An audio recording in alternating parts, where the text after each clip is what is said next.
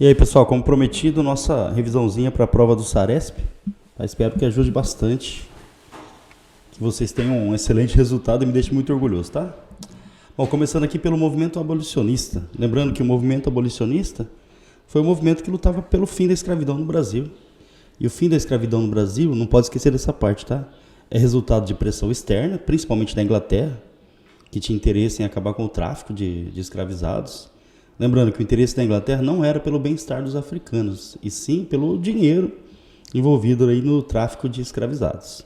E a pressão interna da imprensa. A imprensa teve um papel importante, né? Jornais como o Abolicionista, vários personagens importantes da imprensa lutaram contra a escravidão no país.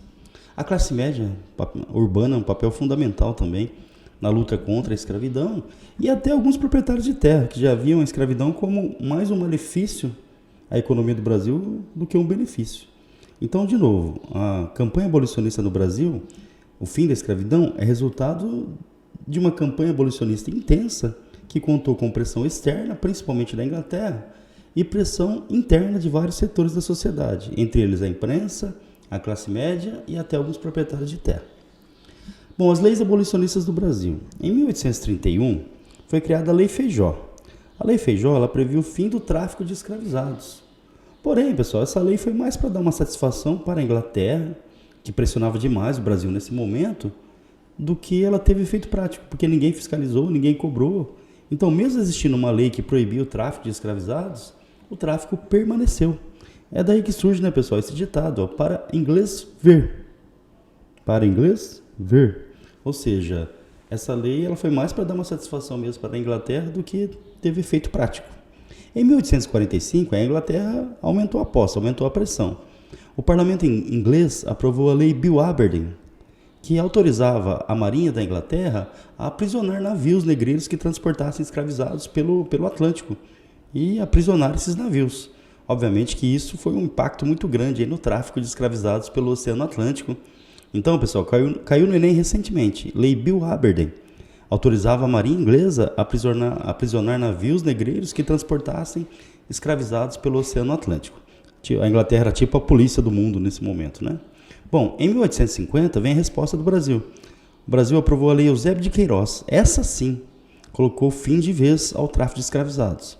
Obviamente que alguns continuaram entrando de forma clandestina no Brasil, mas o número caiu radicalmente a partir da assinatura da Lei Eusébio de Queiroz. Outra lei abolicionista é de 1871, a Lei do Ventre Livre. Segundo a Lei do Ventre Livre, todos os filhos de escravizados nascidos no Brasil a partir dessa data estariam livres. Porém, pessoal, a lei ela tem algumas armadilhas. Por exemplo, a criança ela ficava à disposição do fazendeiro até os 8 anos, aí ele cuidava da criança, né, ali com a presença da mãe. Chegando aos 8 anos, ele poderia decidir, entregava para o Estado, recebendo uma indenização em troca, ou permanecia, né, com a criança ali até a adolescência, até os 21 anos, trabalhando para ele na fazenda. Só que aí, aos 21, estaria livre e o fazendeiro não receberia nenhuma indenização. Obviamente que a maioria dos fazendeiros preferia a segunda opção, né, permanecer com a mão de obra até os 21. Outra lei abolicionista, de 1885, é a Lei dos Sexagenários. Como o próprio nome diz, né, pessoal, essa lei ela libertava os escravizados que tinham mais de 60 anos, os escravizados idosos. Aparentemente parece uma lei muito positiva, né? Porém, pessoal, a média de vida do Brasil nesse momento é menor do que 50 anos. Imagina para um escravizado. Então, os poucos escravizados que chegavam aos 60 anos já estavam em condições, né, pessoal, a saúde já praticamente arruinada, sem condições para o trabalho. Era mais o fazendeiro se livrando de um fardo que ele carregava do que um benefício para o escravizado. Então essa lei ela acabou beneficiando mais o fazendeiro do que o escravizado. No dia 13 de maio de 1888, a princesa Isabel assinou a Lei Áurea. A assinatura da Lei Áurea ela colocou o fim de vez à escravidão no nosso país. Porém, lembrando, a Lei Áurea não é resultado de uma bondade da princesa Isabel simplesmente, não. O fim da escravidão no Brasil ela é resultado de uma pressão gigantesca de vários setores da sociedade. E lembrando que essa pressão ela era tanto externa, principalmente da Inglaterra, quanto interna da imprensa, da classe média e até de alguns proprietários rurais. Então, o fim da escravidão no Brasil é resultado de várias pressões, e não simplesmente uma bondade, né, de uma princesa branca. E depois da escravidão? Foram previstas políticas públicas para a inserção dos ex-escravizados na sociedade? Por exemplo, para melhorias de condições, para reduzir a desigualdade social? Não, isso não aconteceu. Então, pessoal, o resultado da escravidão no Brasil é o racismo estrutural. Aí lembrando, quem vai prestar a prova, não esqueça disso, o racismo estrutural. O racismo estrutural é aquele que está enraizado na sociedade. E está tão profundo na sociedade que às vezes ele passa até desapercebido, né? As pessoas não percebem que ele está presente, mas ele está ali. Então, a nossa sociedade, pessoal, ela é extremamente racista.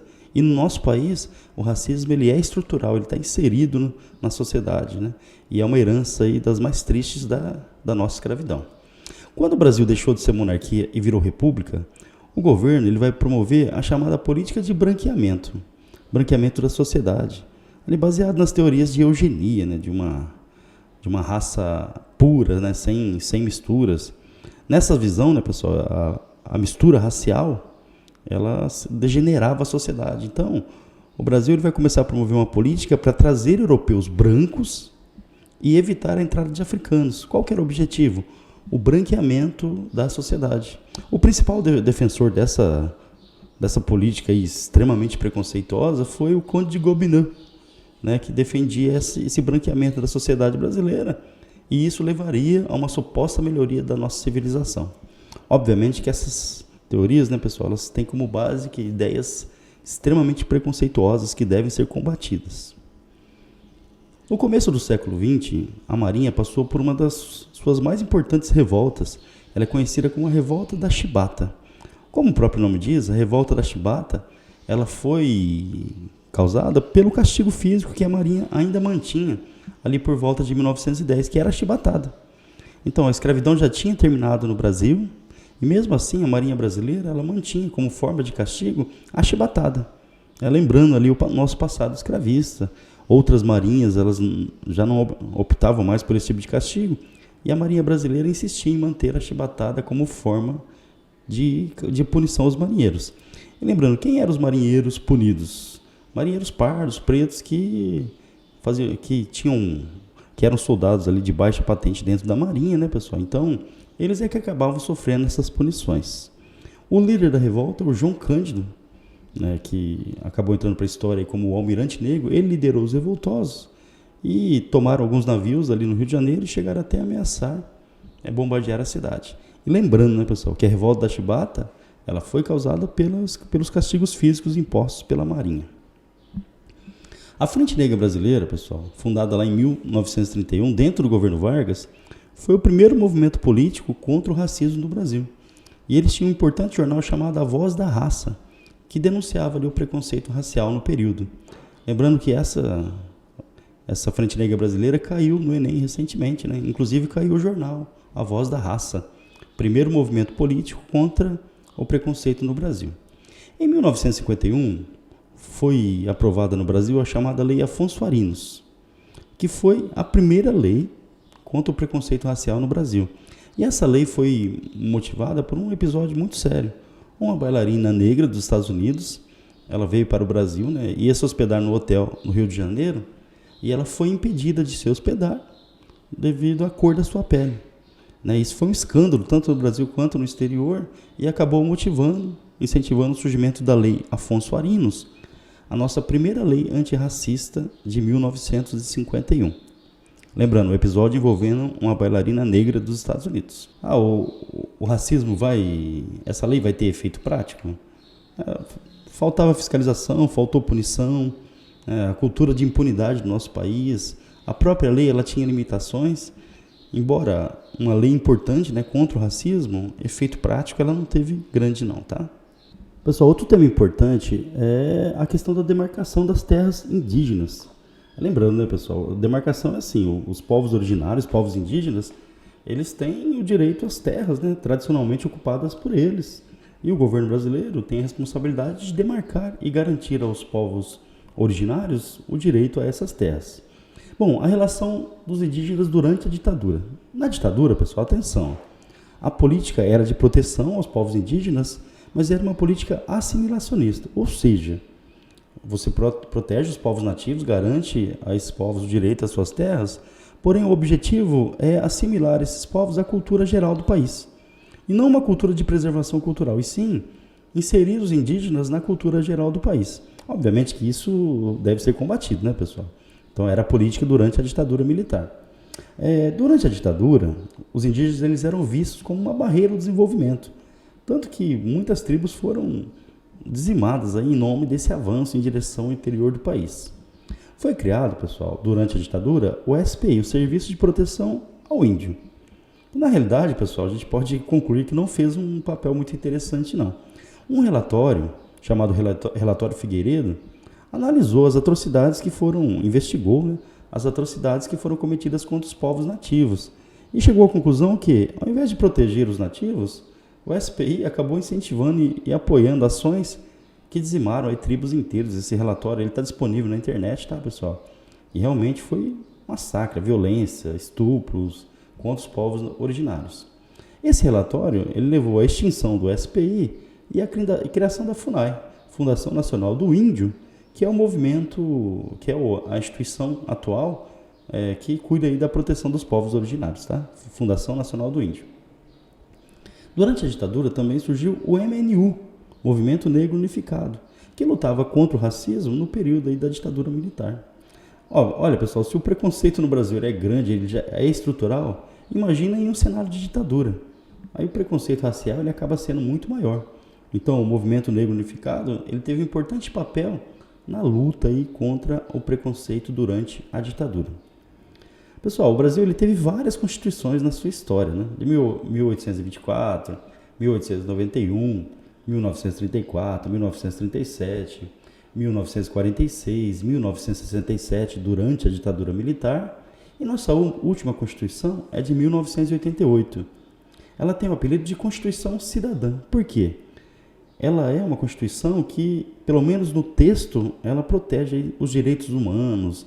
É uma carta, né, pessoal, reconhecida pela sua importância em relação à proteção dos direitos básicos, direitos fundamentais dos seres humanos. E sobre essa Constituição, como que ela trata a questão indígena? Ao invés da política assimilacionista da ditadura militar, né, de levar os povos nativos à cultura geral do país, a Constituição de 1988, ela defende o quê, pessoal? A preservação cultural dos povos originários, das suas práticas, das suas religiões, das suas práticas culturais, não só dos povos indígenas, mas também dos quilombolas, dos caiçaras, de todos os povos originários que têm a sua cultura aí original, tradicional, e a Constituição garante o direito de preservação dessas culturas. Isso é muito importante mesmo. Bom, pessoal, até 1916, a gente tinha lá o Código Civil, né, de 1916, que colocava a mulher numa situação de total submissão em relação ao homem. Só para vocês terem uma ideia, nem aos bens particulares, né, a mulher tinha direito. Ela ficava submissa ao marido, ou ao pai, no caso, aí, né, nessa relação. Aí veio o Estatuto da Mulher Casada de 1962. Esse estatuto, ele modificou o Código Civil de 1916 e deu à mulher alguma autonomia em relação ao homem. Mas lembrando, né, pessoal, uma sociedade patriarcal, enraizada como a nossa, né, estrutural, o machismo ele ainda é muito forte. Mas essa lei de 62, ela deu às mulheres alguns direitos, né, modificando lá o Código de 1916, tá? Bom, a mulher não precisava mais pedir autorização do marido para trabalhar. Olha só, hein, pessoal. Então, pelo Código de 62, o Estatuto da Mulher Casada, ela não precisa mais pedir autorização do marido para trabalhar, receber herança ou exercer alguma profissão, certo? Então, mais autonomia para a mulher. A mulher passou a ter direitos sobre os seus bens particulares. Lembrando que pelo Código de 1916, o anterior, era o marido que tinha esses direitos, tá? A mulher passou a ter direitos sobre seus filhos, compartilhando o pátrio poder e podendo requisitar a guarda em caso de separação. Tá? Então a mulher foi mais ou menos equiparada ao homem em relação aos filhos. E o marido deixou de ser o chefe absoluto da sociedade conjugal e passou a ser o adjunto da mulher. Ou seja, esse código ele foi muito importante, né, pessoal? Deu mais autonomia para as mulheres, porém a luta ainda é muito longa. Pessoal, em relação aos quilombolas, uma coisa importante, né? O que era um quilombo lá na época da escravidão? Eram aldeias formadas por escravizados que fugiam. Então eles iam lá para o interior do país, formavam lá uma aldeia e ficavam resistindo à escravidão. Lembrando que o maior dos quilombos foi o Quilombo dos Palmares, liderado lá pelo Zumbi dos Palmares. Bom, Termina a escravidão lá em 1888, depois de muita pressão interna e externa. Esses povos continuaram nessas áreas. Hoje a gente chama de comunidades remanescentes de quilombo. Então, o que a Constituição de 88 fala sobre eles? Que esses povos eles têm direito às terras tradicionalmente ocupadas e têm direito também a manter a sua cultura, as suas tradições. Tá? Então, as comunidades quilombolas, pela lei atual, têm direito às terras tradicionalmente ocupadas, então elas devem também ser demarcadas e manter as suas práticas culturais, uma lei muito importante, né, para a preservação cultural do nosso país. Lembrando, hein, pessoal, que a influência da cultura africana na cultura brasileira ela é fundamental. Né? Vários aspectos da cultura brasileira tiveram influência, né, da cultura africana, na culinária, nas religiões. E, por exemplo, a capoeira, né? Uma dança aí, misturada com lutas, que foi uma forma de resistência dos africanos aqui no Brasil na época da escravidão, chegando até a ser proibida em alguns momentos. Né? Pessoal, na segunda metade do século XIX, o Brasil ele participou do seu principal conflito, a principal guerra que envolveu o nosso país, que foi a chamada Guerra do Paraguai. Essa guerra envolveu o Brasil, Argentina e Uruguai contra o Paraguai. Então, de um lado a gente tinha a Tríplice Aliança, formada por Brasil, Argentina e Uruguai, e do outro lado o Paraguai. Obviamente, né, pessoal, que o Paraguai ficou em grande desvantagem nesse conflito. Bom, vamos às consequências. Provavelmente é isso que vai ser cobrado. O Paraguai ele foi destruído economicamente, fisicamente. A população adulta masculina foi praticamente dizimada durante a guerra. Né, pessoal, estima-se que metade da população adulta masculina foi morta no conflito. O Brasil venceu a guerra. O Brasil que encerrou o conflito, né, ele venceu a guerra, mas também saiu quebrado economicamente do conflito, uma dívida aí que superava 3 vezes o orçamento brasileiro. Lembrando que quem prestou dinheiro para o Brasil foi a Inglaterra. A gente sai muito endividado e quebrado economicamente do conflito. E o exército, pessoal, ele sai fortalecido da Guerra do Paraguai. O exército que era tipo desprezado pelo governo de Dom Pedro, a Guarda Nacional era muito mais valorizada do que o exército. Depois da Guerra do Paraguai, os militares voltaram empoderados, exigindo maior participação política, exigindo melhores salários, exigindo melhores condições. E, pessoal, isso vai levar mais tarde o exército a derrubar a própria monarquia, tá? Com base aí na ideologia positivista. Então, lembrando, depois da Guerra do Paraguai, o exército ele volta fortalecido, inclusive se recusando a perseguir escravizados que fugiam. O exército brasileiro também ajudou a acabar com a escravidão no país depois da Guerra do Paraguai. E, obviamente, que isso aumentou a pressão contra a escravidão. Beleza? Então, nesse ponto aqui, a consequência da Guerra do Paraguai, destruição do Paraguai, um gigantesco endividamento do Brasil, fortalecimento do exército brasileiro e aumento da pressão aí contra a escravidão. Pessoal, no final do século XIX e início do século XX, a Europa passava pelo que a gente chama de Bela Época. O que seria essa Bela Época? Os europeus estavam desfrutando da riqueza, do avanço tecnológico, que foi proporcionado principalmente pela Revolução Industrial, principalmente pela Segunda Revolução Industrial. Então, os automóveis, os aviões, as vacinas, os novos remédios, o avanço tecnológico em geral, deu aos europeus uma vida melhor, uma vida com mais dinheiro, ou seja, melhorou a situação. A arquitetura, a cultura na Europa, né, pessoal, evoluíram bastante nesse período. E, obviamente, que isso vai ter reflexo em outras regiões. E no Brasil não foi diferente, tá? O Brasil, pessoal, a nossa capital nessa época era o Rio de Janeiro. E o governo, na época, ele resolveu fazer a reurbanização do Rio de Janeiro. A cidade era suja, lixo para todo lado, não tinha saneamento básico. O centro ele era cheio de cortiços, né, ruas estreitas. Então, o prefeito Pereira Passos vai colocar em prática o chamado Bota Abaixo. O Bota Abaixo foi a reurbanização da cidade do Rio de Janeiro nos moldes da cidade de Paris. Então, o chique na época era imitar a cultura europeia, principalmente a cidade de Paris. Então, o Bota Abaixo do Pereira Passos foi o projeto de reurbanização da cidade do Rio de Janeiro, tentando dar ao Rio de Janeiro uma cara de cidade europeia, principalmente Paris, não esqueçam disso, tá, pessoal? Bom, aí, em nome desse processo, né, pessoal, de modernização, guarda a palavra, modernização, vários cortiços do centro foram derrubados.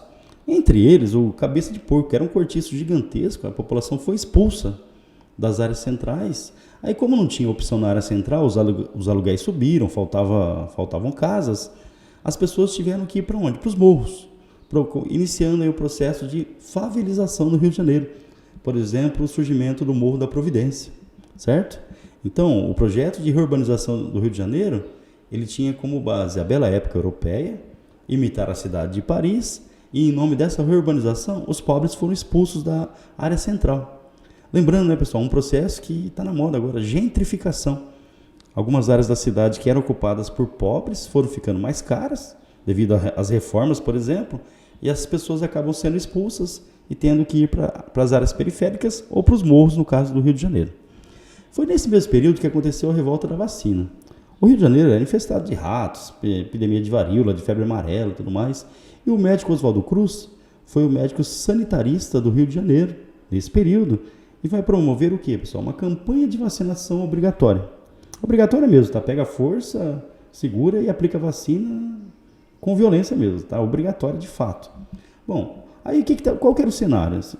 O governo derrubando casa de pobre, expulsando o pobre da área central, em nome de uma modernização da cidade, né, da imitação de Paris. Só para vocês terem uma ideia, pessoal, em algumas ruas do Rio de Janeiro, você só poderia andar com trajes formais.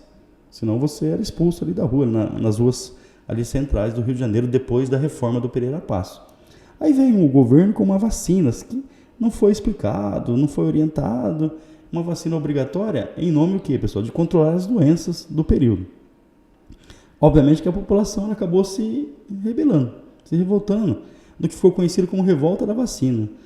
Os populares do Rio de Janeiro, a polícia, os funcionários da saúde acabaram entrando em conflito, né, pessoal? E algumas pessoas até morreram, certo? Aí a vacina deixou de ser obrigatória e o governo orientou melhor as pessoas, tá? A gente teve uma revolta da vacina, portanto, lá em 1904, no início do século XX. Aí se aparecesse para vocês, a causa da revolta da vacina foi só a vacina? Não, foi também a vacina, mas toda a situação de desigualdade social que rolava no Rio de Janeiro, principalmente a política do Pereira Passo, bota abaixo, expulsando o pobre da área central, a população ficava desconfiada. Lembrando, né, pessoal, que mais tarde a vacina deixou de ser obrigatória, mas houve uma orientação, e o Brasil, historicamente, é um país que vacina muito bem sua população. Só nos últimos anos, né, que campanhas aí estranhas começaram a questionar o bom funcionamento das vacinas. Mas o que a ciência diz pra gente? As vacinas salvam vidas, são muito importantes e a gente deve tomar sempre. É o conselho do professor, tá? Pessoal, em 1889, o Brasil ele deixou de ser monarquia e virou uma república. Deixamos de ter rei e passamos a ter presidente. Aí um detalhe importante, ó. Quem fez isso? A quem interessava a república no Brasil? As elites agrárias, ao exército, alguns setores da igreja também. Então, pessoal, a transição de monarquia para república no Brasil foi um movimento das elites agrárias, principalmente, interessadas na manutenção dos seus privilégios. Lembrando que esse movimento também contou com intensa participação do exército, que liderou o processo. Tanto que os militares acabaram assumindo a presidência logo após ali o golpe que derrubou a monarquia no Brasil. Professor, foi golpe mesmo? Foi golpe. Né? Retiraram a família real à força do poder. Bom, teve participação popular? Pouquíssima participação popular. Inclusive tem uma obra que chama Os Bestializados. Né? A população brasileira assistiu bestializada a transição de monarquia para república. Muita gente achava que estava acontecendo uma parada militar ali no centro do Rio de Janeiro. Na realidade era a transição aí da monarquia para a república, tá? E essas elites, né, pessoal, elas estavam interessadas aqui na manutenção dos seus privilégios. Em 1891 foi escrita a nossa primeira Constituição Republicana. A nossa Constituição Republicana, pessoal, ela traz mudanças importantes. Por exemplo, o Estado laico, né? A política e religião começam a andar separados, o regime presidencialista, o mandato de presidente aí de 4 anos. Mas, pessoal, quem controlava a política nesse momento mesmo eram os grandes proprietários rurais, principalmente os produtores de café de São Paulo e Minas, né? E os produtores de leite de Minas também. E nesse contexto, pessoal, temos a política dos governadores. O que era isso? Os coronéis, que eram os grandes fazendeiros, eles controlavam a política regional. Atenção, os coronéis controlavam a política regional. Como o voto era aberto, os coronéis eles obrigavam as pessoas a votar nos seus candidatos. Por exemplo, o coronel obrigava o votante a votar no seu candidato a governador, ajudando a eleger o governador do estado, certo? O voto era aberto Aí chegava na sessão eleitoral, o capanga do coronel estava lá e ficava olhando em quem a pessoa votava. A pessoa tinha que declarar o voto, assinava lá o documento. Bom, esse voto ele é conhecido como voto de cabresto, porque ele é direcionado. Então você votava no candidato do coronel, lembrando que o coronel é o fazendeiro. O candidato que ele escolhia você tinha que votar. Então ele ajudava a eleger o governador e o presidente, certo? Esse é o tal do coronelismo. Lembrando que os proprietários rurais eles tinham um grande poder no Brasil nesse momento, né? Principalmente no interior do país, tá? Outra prática do período é o clientelismo. Aí, pessoal, o que é o clientelismo? É trocar presente por voto, troca de favores. O coronel estava interessado no meu voto, ele me dava um cargo na prefeitura, uma bota, um remédio, um empréstimo. Em troca, ele exigia que eu votasse no candidato dele. Lembrando que, como o voto era aberto, né, essa compra de votos, que é o clientelismo, era muito comum, tá, pessoal? Então, assim, como que eram as eleições na Primeira República, na nossa primeira fase republicana? Tinha fraude? Muita fraude. Tinha voto direcionado, voto forçado? Tinha, principalmente pelas práticas coronelistas, né, dos grandes fazendeiros, lembrando que representavam o poder regional, né, no interior do país. Essa política, né, pessoal, é chamada política dos governadores, ou seja, o coronel elegia o governador, ajudava a eleger o presidente, e depois tanto o governador quanto o presidente mandavam verbas para o coronel manter o seu poder dentro da sua área de influência. E as eleições na Primeira República eram fraudulentas. Morto votava, cachorro votava, pessoa que não existia votava também. Bom, pessoal, agora falando um pouquinho da questão fundiária no Brasil, né, que é a questão de terras. Lembrando que esse é um tema muito cobrado nos vestibulares, tá? Quando o Brasil ainda era colônia, lá no começo da colonização portuguesa, o governo português distribuía terras nas chamadas sesmarias. O que era isso? Alguém que tinha dinheiro de Portugal vinha para o Brasil e o governo português cedia lotes para essa pessoa investir para incentivar a colonização do país, tá? Normalmente esses lotes eles eram muito grandes. Isso fazia o quê? Só pessoas que tinham dinheiro acabavam tendo terras. Em 1850, no mesmo ano que acabou o tráfico de escravizados, o governo brasileiro criou a Lei de Terras. Pessoal, atenção. A Lei de Terras ela determinava que, a partir dessa lei, para você ter terras no Brasil, só comprando, você tinha que pagar pela terra. Obviamente, né, pessoal, que isso faz o quê? Quem não tem dinheiro não vai ter terra. O que estava acontecendo nesse momento? Acabou o tráfico de escravizados e o Brasil precisava trazer imigrantes para cá, imigrantes europeus, italianos, por exemplo. Qual que era o objetivo dessa lei, então? Os imigrantes que chegavam aqui, eles teriam que pagar pela terra.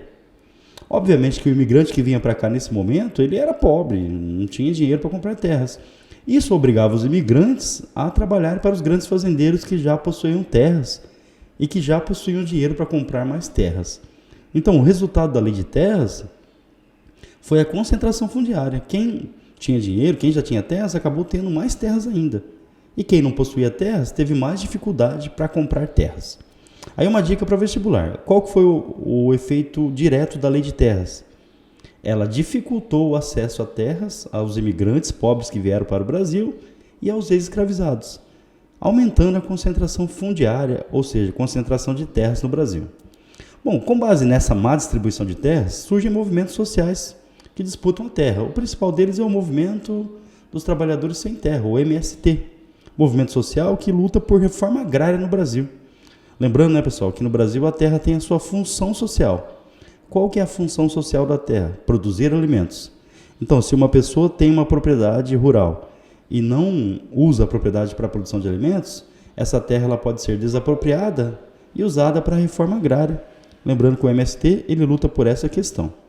E uma dica para vestibular, questão fundiária, é a questão da má distribuição de terras no Brasil, tá, pessoal? A questão da disputa pela terra no Brasil. E lembrando que essa disputa é violenta. Muitas mortes aconteceram devido à questão fundiária. Talvez o episódio mais famoso, a gente viu na sala, né, pessoal? Foi o massacre de Eldorado dos Carajás, lá na Curva do S, no norte do país, onde trabalhadores sem terra foram executados pela polícia militar. Pessoal, colonialismo ou neocolonialismo, outro tema que provavelmente vai aparecer na prova para vocês, tá?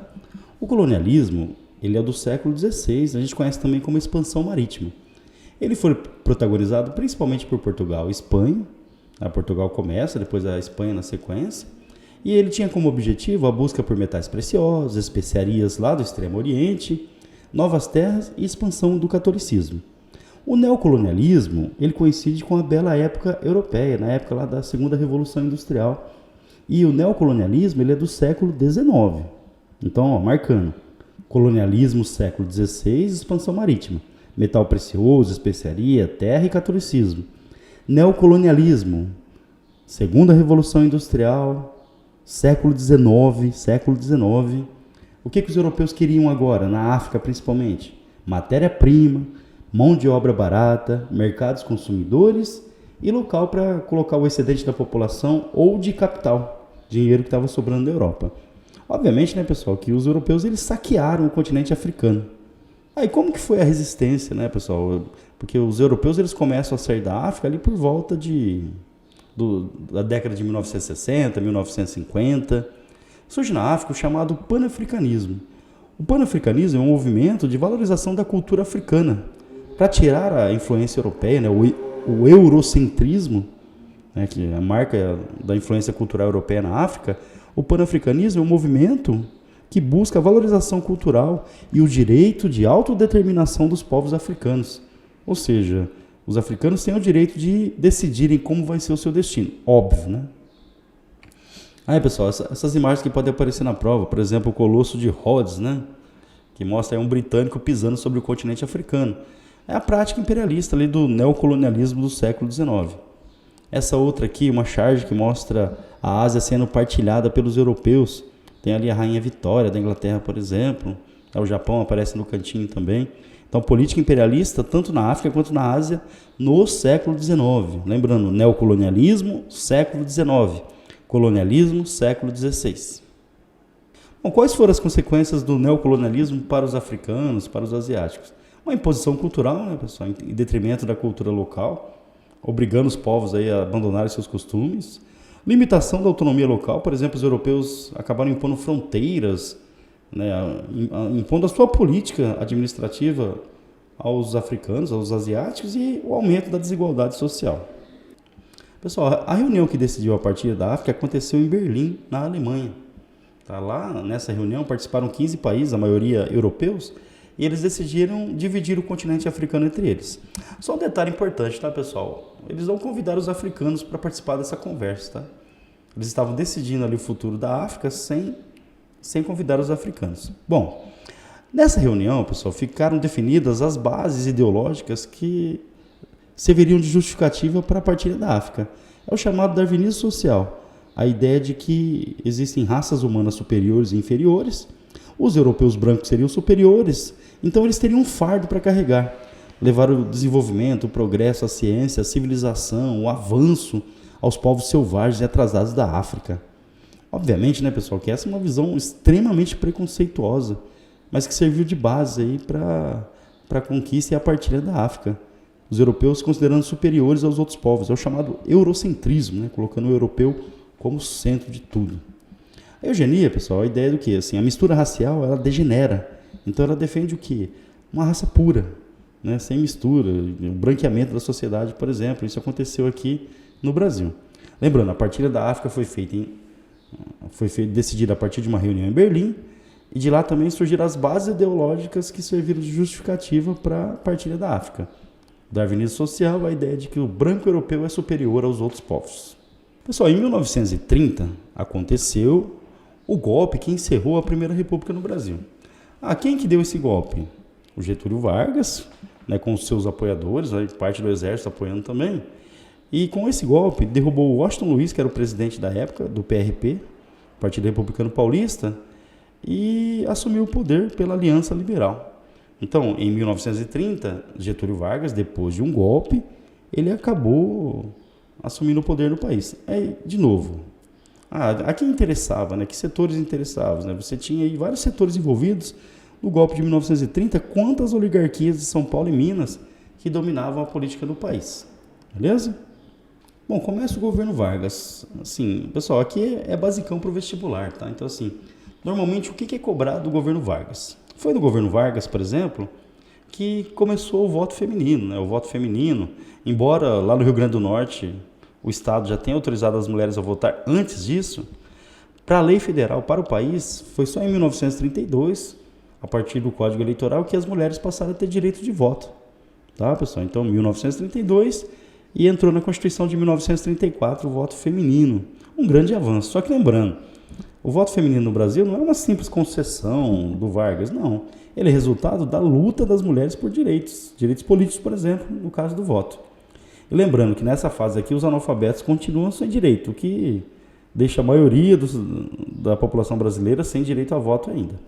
Bom, outra característica do Vargas é o nacionalismo econômico. O Vargas sempre teve essa marca, né, de empresas nacionais, empresas estatais, entre elas a Petrobras, a Vale do Rio Doce, empresas que exploram recursos naturais do país. Outra grande marca do Vargas, talvez essa a mais cobrada, as leis trabalhistas. Foi no governo dele que surgem as primeiras leis trabalhistas aí no Brasil, o nosso país passando por um processo de industrialização, né, e os trabalhadores urbanos passaram a ter direitos como salário mínimo, folga semanal remunerada, tá, pessoal? Então, os primeiros leis trabalhistas, e o Vargas ele é reconhecido historicamente por isso, né, pelo seu trabalhismo. Durante o governo Vargas, né, pessoal, o Vargas em 1937, ele deu um alto golpe, né, assim, surgiu uma ameaça comunista, um plano terrível chamado Plano Coué, que gostaria de implantar o socialismo, o comunismo no Brasil. Esse plano ele foi descoberto pelo governo, foi um escândalo, o governo anunciou no rádio, nos jornais, e essa ameaça comunista serviu de justificativa para que o Vargas desse um alto golpe. Ele era o presidente, e diante dessa ameaça comunista, inventada pelo governo, uma farsa, ele acabou implantando o Estado Novo, que foi o Estado fascista do Getúlio Vargas. Estado fascista, ou seja, um Estado autoritário. Nessa fase foi criado o DIP, Departamento de Imprensa e Propaganda. Era responsável pelo controle da informação. E obviamente, né, pessoal, que em um governo fascista, em um governo autoritário, só sai na imprensa o que interessa ao Estado. Qualquer notícia contra o Estado, ela é censurada, ou seja, você não tem liberdade de expressão. E obviamente que tenta cultuar a figura do Getúlio Vargas, né, colocando como salvador da pátria, salvador das crianças, salvador dos pobres, pai dos ricos, mãe dos pobres, é isso aí, tá? Valorizando aí a figura do ditador, no caso aí, o Getúlio Vargas. Foi nessa fase também, pessoal, que surgiu a CLT, Consolidação das Leis do Trabalho, um documento aí a legislação que reúne todas as leis trabalhistas do Brasil.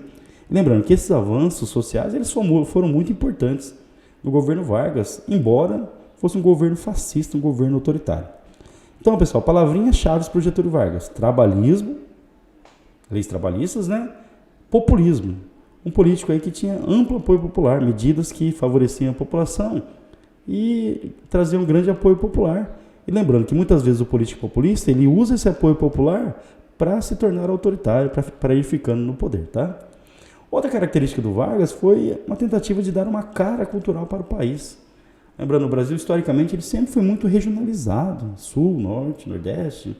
Então, era uma tentativa de dar uma identidade cultural para o país. Então, o samba, o futebol, o carnaval, acabavam virando marcas da cultura nacional incentivadas pelo governo.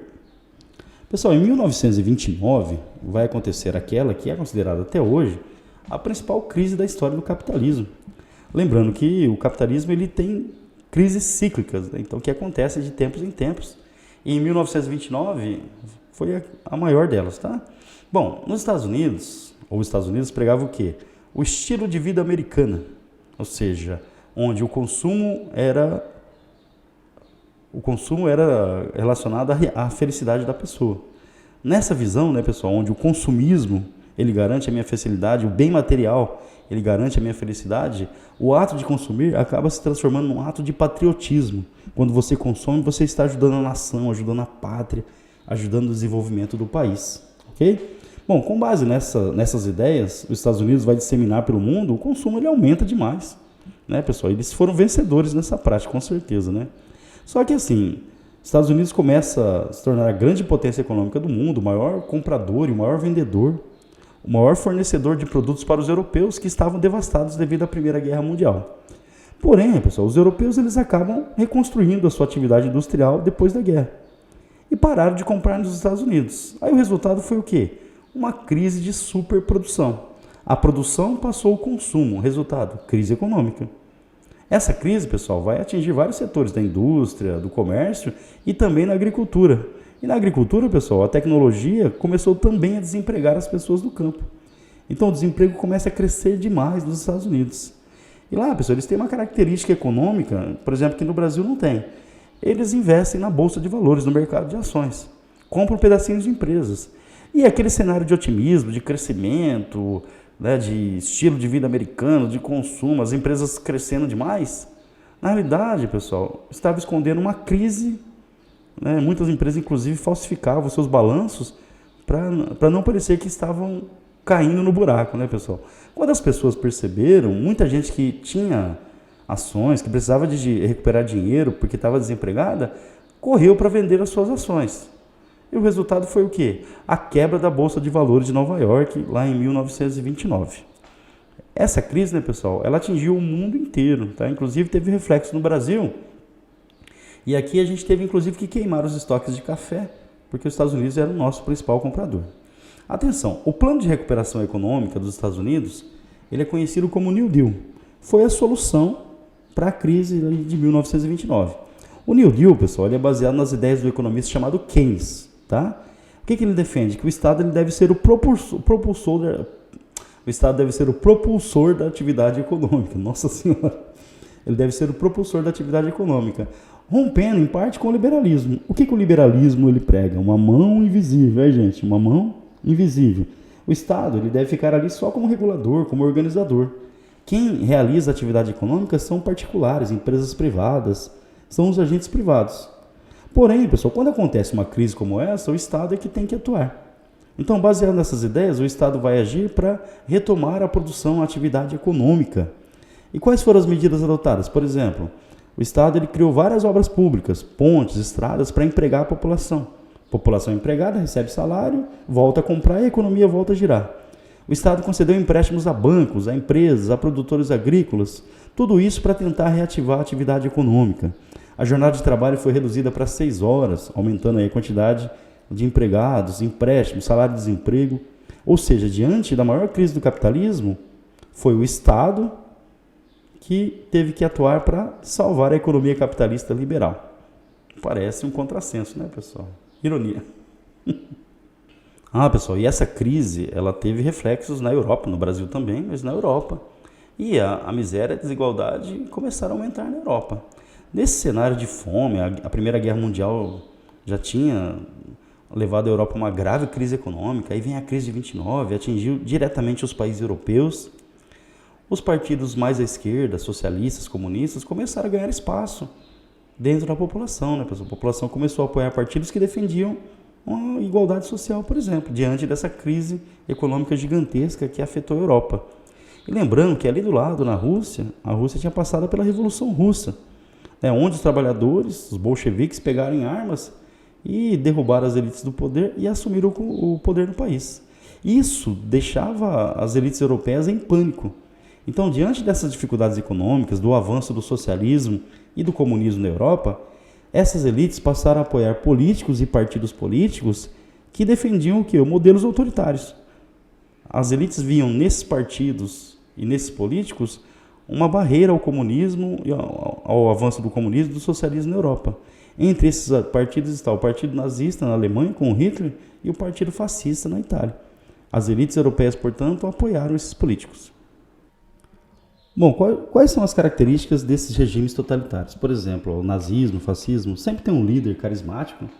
Então, esse líder que fala fácil com a população entende, o apoia, ele consegue atrair o apoio de grandes massas. Então, isso aconteceu na Alemanha, na Itália, no Brasil com Vargas. Unipartidarismo, um único partido político e não tem oposição. Então, você tem uma ideia única no país. A oposição ela só acontece quando ela é permitida pelo Estado autoritário. A educação ela é militarizada, o controle da educação para você implantar logo cedo nas crianças a ideologia do Estado, convencendo a sociedade que o Estado tem razão, que o líder é necessário. A criação de inimigos internos e externos, lembrando, pessoal, esses inimigos eles podem ser reais ou criados. Isso é importante para manter o pessoal engajado, né, na luta em defesa da nação. E lembrando que nessa fase aqui, o inimigo a ser combatido era o comunismo, o socialismo. No caso da Alemanha, eram judeus também. O apelo visual, outra característica importante. Então você tem símbolos, frases de efeito, marcas que simbolizam o grupo totalitário. Lembrando que o lema do fascismo italiano era Deus, Pátria e Família, por exemplo. O símbolo do nazismo é a suástica. A censura, outra marca dos regimes totalitários, né, das ditaduras, é a censura, ou seja, só circula a informação que interessa ao Estado. A imprensa não tem liberdade, a população não pode criticar, por exemplo, o Estado. E o nacionalismo, né, pessoal? O nacionalismo que é extremado e vira xenofobia. Então, o nacionalismo exagerado que vira perseguição àqueles que são considerados não pertencentes à nação, que muitas vezes são perseguidos. Na Alemanha nazista, por exemplo, levou ao Holocausto, o extermínio dos judeus. Lembrando, pessoal, o Holocausto, durante a Segunda Guerra Mundial, foi o extermínio dos judeus, lá nos campos de concentração, uma política chamada de solução final durante a guerra. Os judeus eles eram conduzidos aos campos de concentração e ali eram executados em câmaras de gás, por exemplo. Uma das marcas mais terríveis da história da humanidade. Em 1917, a Rússia passou pela chamada Revolução Russa, que aconteceu na Rússia. Bom, como toda revolução social, né, pessoal, a população estava em dificuldades, miséria, fome, desigualdade, um governo autoritário. A Rússia era uma monarquia absolutista ainda, ali no final do século XIX, início do século XX. O czar, o imperador da Rússia, era o Nicolau II. A Rússia possuía uma elite privilegiada, uma nobreza privilegiada, uma igreja privilegiada e a população na miséria, fome e desigualdade.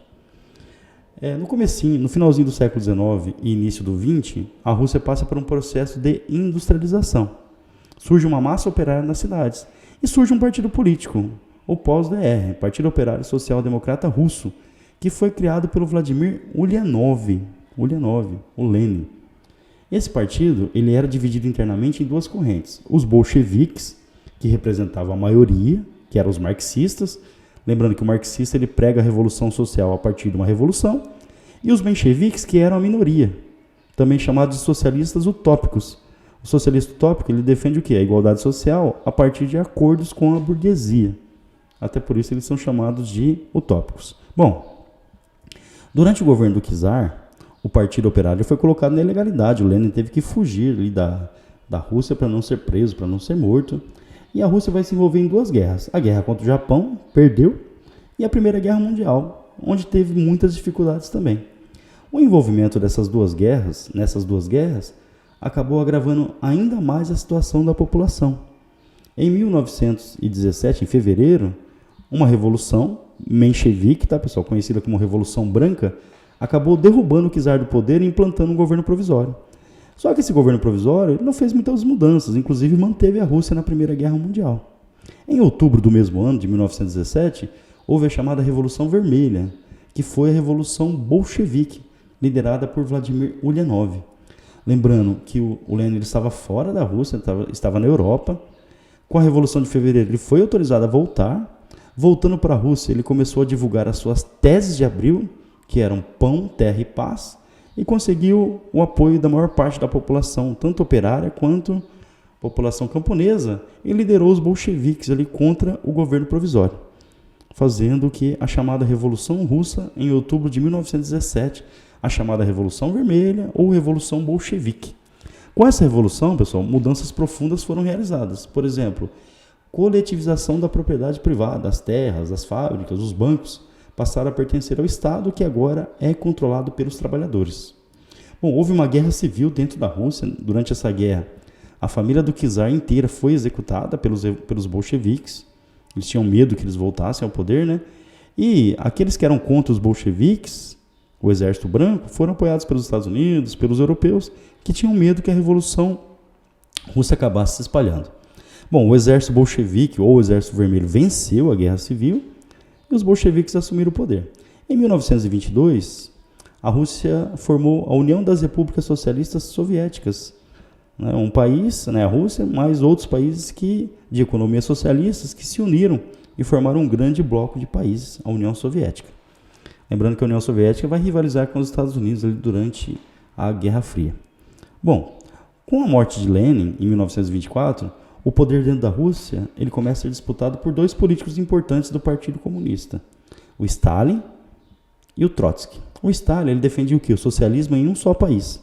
Então, primeiro implanta o socialismo na Rússia, na União Soviética, para depois levar pelo mundo. O Trotsky defendia o quê? Revolução permanente. A revolução deveria acontecer ao mesmo tempo na Rússia e no mundo inteiro. O Stalin acabou vencendo essa disputa política, assumiu o poder lá em 1927 na União Soviética, e o Trotsky fugiu. E depois o Trotsky foi executado a mando do Stalin. Ele estava no México e foi morto ali com um golpe de picareta. O governo do Stalin, pessoal, foi marcado por muito autoritarismo, muita repressão, por perseguição a adversários. Houve massacre na Ucrânia, chamado Holodomor, que seria uma espécie de holocausto ucraniano. Muitas pessoas foram perseguidas, levadas para campos de concentração, chamados gulags, que eram campos de concentração na União Soviética. Um governo extremamente autoritário também, que levou à morte de milhões de pessoas. Pessoal, esse ponto aqui é de extrema atenção, pensando na prova de vocês, tá? Os Estados Unidos, até a década de 1960, ele possuía um conjunto de leis chamadas leis Jim Crow. Essas leis eram leis racistas, segregacionistas, que separavam a população branca da população negra, ou seja, eles não poderiam frequentar os mesmos lugares, usar o mesmo banheiro, sentar no mesmo banco.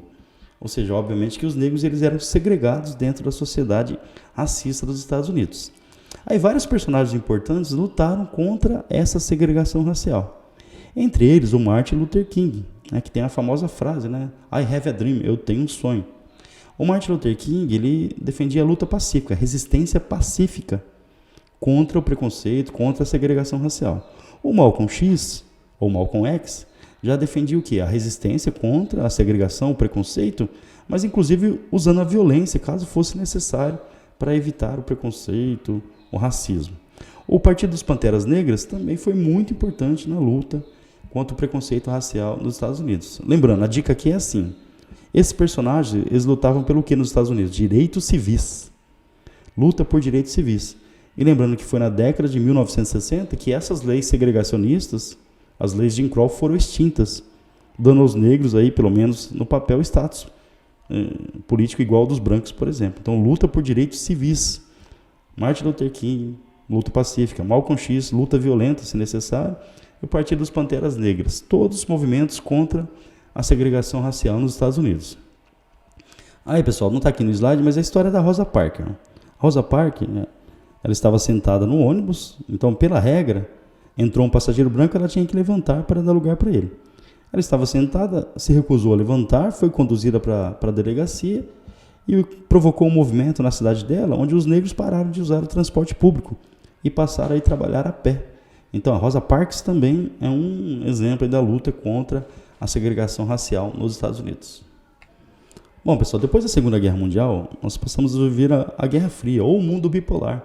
De um lado, a União Soviética, socialista, comunista, e do outro lado, os Estados Unidos, capitalista. Esse período ele foi marcado por vários golpes militares aqui na América do Sul, no Brasil, na Argentina, no Uruguai, no Paraguai, no Chile. E esses golpes, pessoal, eles foram incentivados, foram organizados com o apoio dos Estados Unidos, na chamada Operação Condor. Com essa Operação Condor, os Estados Unidos ajudou esses países em treinamento, por exemplo, treinou agentes brasileiros em práticas de tortura. Incentivou a perseguição daqueles que eram considerados comunistas, que era uma ameaça ao capitalismo. Certo, pessoal? Então, os Estados Unidos agiu diretamente no contexto da Guerra Fria para evitar que políticos mais à esquerda tomassem o poder na América do Sul, em vários países aqui da América do Sul. Durante o governo João Goulart ele anunciou um conjunto de reformas chamadas reformas de base. As reformas de base, elas previam o quê? Mudanças estruturais do Brasil, e falavam inclusive de reforma agrária, por exemplo. O João Goulart ele era visto como um político muito à esquerda, e essas medidas elas foram anunciadas em grandes comícios. A resposta conservadora veio da Marcha da Família com Deus pela Liberdade, um movimento organizado pelos setores conservadores da sociedade brasileira, apoiado pelos empresários, pelas elites, pelos comerciantes, por setores da igreja. Então, a parte conservadora da sociedade, ligada aos grandes empresários, às elites brasileiras, a classe média também, organizaram uma grande marcha em São Paulo contra as medidas do João Goulart. Então, um clima de tensão, de guerra civil se instala no país, e os militares usaram isso como justificativa, essa ameaça comunista, do João Goulart, para dar o golpe de 1964, um golpe de Estado que derrubou o presidente João Goulart. Lembrando, com apoio logístico, com apoio ideológico dos Estados Unidos. Obviamente, né, pessoal, que uma ditadura, ela tira as liberdades, os direitos fundamentais da sua população. E o governo militar, ele tinha uma característica, ele governava por atos institucionais, os chamados AIs. Vários atos institucionais foram implantados, por exemplo, eleição indireta para presidente, para governador, bipartidarismo, mas o principal deles foi o ato institucional número 5. Ele foi tão repressivo que ele foi chamado de o golpe dentro do golpe. Ele, na prática, dava ao poder executivo, ao presidente militar, o poder de fazer o que bem entendia, uma ditadura extrema no nosso país. Tanto que o período de vigência do AI-5, ele entrou para a história como os anos de chumbo. Pessoal, quem resistiu à ditadura? Quem incentivou foram as elites, os empresários, os comerciantes, parte da imprensa, a Globo, por exemplo, apoiaram e incentivaram o golpe militar na justificativa contra o comunismo. Quem resistiu? Principalmente os estudantes, através da UNE, tiveram um papel importantíssimo aí na resistência contra a ditadura. Por exemplo, a Marcha dos 100 mil, muitos morreram também nessa luta contra a ditadura. Surgiram grupos armados também, guerrilhas armadas urbanas e rurais, a guerrilha do Araguaia, por exemplo, na luta contra a ditadura. E a arte, pessoal, também teve um papel fundamental. A música, nos grandes festivais, os artistas eles tentavam camuflar na letra das músicas, né, críticas à ditadura militar. O movimento tropicalista, né, do período, o teatro, o cinema, a arte no geral, pessoal, ela é usada como resistência contra os governos autoritários. E no Brasil não foi diferente. Então a música, o movimento tropicalista, o teatro, foram armas da população para resistir à ditadura militar. Obviamente que muita gente foi perseguida e muita gente teve que sair do Brasil, tá? Bom, no finalzinho da ditadura, né, o país em crise, uma crise econômica dramática, teve a lei da anistia, que perdoou os dois lados, né, mas principalmente protegeu os militares que cometeram crimes durante a ditadura. Na transição para a democracia, surge o chamado movimento das diretas já. Esse movimento ele pediu o quê? Eleições diretas, ou a volta das eleições diretas para presidente no Brasil. Só que esse movimento, pessoal, ele reuniu milhões de pessoas por todo o território, principalmente São Paulo, Rio de Janeiro. Teve a participação de políticos, de jogadores de futebol do Corinthians, por exemplo. Setores da sociedade participaram no geral, mas esse movimento ele não foi vitorioso. A emenda Dante de Oliveira, que era a emenda das diretas já, ela não foi aprovada. Mesmo assim, a eleição pelo colégio eleitoral elegeu Tancredo Neves, e a eleição do Tancredo Neves colocava fim à ditadura militar. Então, lembrando, embora muito importante, o movimento das diretas já, ele não teve sucesso. A eleição para presidente só seria direta lá em 1990, nas eleições que elegeram Fernando Collor de Mello. Bom, pessoal, durante a Guerra Fria, né, então a gente tinha lá dois países, duas potências, né, o mundo bipolar, a União Soviética, socialista, e os Estados Unidos, capitalista. Esses dois países eles disputavam ideologicamente o controle das suas áreas e queriam ter influência nas áreas dos outros. Então a tecnologia, a política, elas foram usadas como armas. E durante a Guerra Fria a gente teve a chamada corrida espacial, onde Estados Unidos e União Soviética brigavam para quem teria sucesso aí na conquista do espaço. Então a União Soviética ela começa com as primeiras vitórias, né? O primeiro satélite, o primeiro ser humano, o primeiro ser vivo, a cadela laica, o primeiro ser humano, Yuri Gagarin, né? O cara que chegou lá do céu, olhou para a Terra e falou assim, a Terra é plana. Não, ele falou, a Terra é azul. Tá? A primeira mulher, Valentina, tudo a União Soviética. E a resposta dos Estados Unidos vem com a missão Apollo, lá em 1969, quando eles colocaram o homem na Lua pela primeira vez. Aí o astronauta Neil Armstrong, a hora que ele pisou na Lua, ele disse, um pequeno passo para um homem, mas um grande salto para a humanidade. Bom, durante a Guerra Fria, felizmente, as duas potências não brigaram diretamente, afinal elas tinham milhares de bombas atômicas. Mas aconteceram vários conflitos indiretos, entre eles a Guerra das Coreias, Coreia do Norte socialista, Coreia do Sul capitalista, os Estados Unidos apoiavam a Coreia do Sul. Essa guerra, pessoal, ela não terminou até hoje, os dois países estão em armistício. Então é uma herança da Guerra Fria. A Guerra do Vietnã, Vietnã do Norte, Vietnã do Sul, o Vietnã do Norte apoiado pela União Soviética, o Vietnã do Sul apoiado pelos Estados Unidos. Nessa guerra, os Estados Unidos entrou diretamente no conflito e acabou tendo uma derrota militar humilhante, né? Não conseguiu derrotar os Vietcongs, principalmente porque a pressão interna lá nos Estados Unidos foi muito grande para que eles abandonassem o conflito. Muitos soldados estadunidenses estavam morrendo.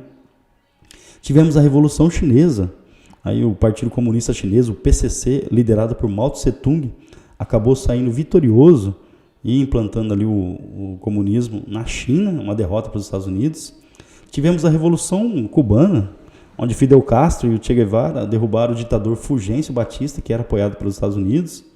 Nessa revolução, a Cuba passou a adotar um governo socialista, um governo comunista, e obteve o apoio da União Soviética. Nesse contexto, pessoal, a gente teve quase a Terceira Guerra Mundial, a chamada crise dos mísseis em Cuba. O que a União Soviética queria fazer? Queria instalar mísseis nucleares, com ogivas nucleares, apontados para os Estados Unidos na ilha de Cuba, que é pertinho dos Estados Unidos. Obviamente que os Estados Unidos reagiu, né, pessoal? Bloqueou o acesso de navios soviéticos à ilha, e esse evento quase provocou um conflito direto entre Estados Unidos e União Soviética. Felizmente, quem liderou o processo ali acabou não tomando essa decisão. Quase a gente teve a Terceira Guerra Mundial na chamada crise dos mísseis em Cuba. E a Guerra do Afeganistão, que foi uma espécie de guerra do Vietnã, só que da União Soviética contra o Afeganistão, tá? A União Soviética tenta invadir o Afeganistão, os Estados Unidos ajudam o Afeganistão, e a União Soviética também não consegue dominar o território. Bom, aí parte importante aqui, né, pessoal? Durante a Guerra Fria, a gente tem a corrida armamentista nuclear e a corrida espacial, e não tivemos conflitos diretos entre União Soviética e Estados Unidos. Porém, tivemos vários conflitos indiretos. Pessoal, depois da Segunda Guerra Mundial, a gente teve a criação da ONU, e a ONU ela tem um documento principal, que é a Declaração Universal dos Direitos Humanos. Esse documento ele surge depois da Segunda Guerra Mundial e surge devido às atrocidades que foram cometidas durante a guerra. Por exemplo, o Holocausto, que foi o extermínio dos judeus, os 70, 80 milhões de mortos da guerra, milhares de órfãos, de pessoas que foram que desapareceram no conflito. Então, essa declaração é muito importante por quê? Porque ela serve de base para os direitos humanos em todos os países. Lembrando que ela é universal, portanto, ela vale para toda a humanidade. A nossa Constituição de 1988, ela tem como base a Declaração dos Direitos Humanos. E é por isso que ela é reconhecida como uma Constituição cidadã, que traz no seu texto os direitos fundamentais básicos. Então, é uma Constituição muito importante, é um orgulho para o nosso país, tá? Durante o governo Dilma, o governo vai criar a Comissão Nacional da Verdade. Essa comissão ela foi criada para investigar os crimes cometidos durante a ditadura militar. Porém, pessoal, essa comissão ela não vai ter efeito prático porque existe a lei de anistia. Ela pode, no máximo, apontar a tortura, as atrocidades, os crimes cometidos. Mas devido à lei de anistia, né, que foi lá aprovada durante a ditadura militar, quem cometeu crime político durante a ditadura militar não pode ser punido. Mas a Comissão da Verdade ela gerou uma polêmica danada e acabou jogando muita gente contra a Dilma, né? Mais tarde ele culminando com o impeachment da presidente. Bom, pessoal, é isso. Ó. Passamos aí por todas as dicas aí que o pessoal passou aí sobre a prova do Saresp de vocês. Espero que ajude bastante, né, na prova. E assim, tentem priorizar o que vocês entendem que estão com mais dificuldade. Tá? Então, assim, o vídeo é longo, né, mas eu vou tentar dividir aí para facilitar a vida de vocês, tá bom? Ó, beijão, espero que tenha ajudado bastante. Tchau, tchau.